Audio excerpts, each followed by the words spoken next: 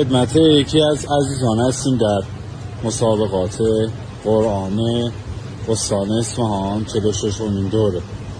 عزیز خودتون رو معرفی میکنی؟ بسم الله الرحمن الرحیم. بهرام فقیه هستم، حافظ کل قرآن از شهر دیزیچه، شهرستان لنجان.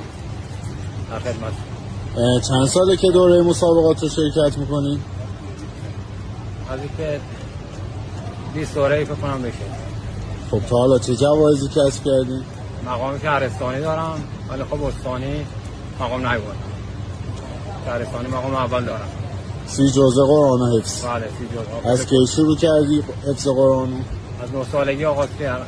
9 سالگی آغاز به حفظ قرآن کردم، سال 90 به پایان رسید. 17 سال شد. چند سالتونه؟ 38. خب خیلی ممنون. لطف کردید. سلام. زنده باشید.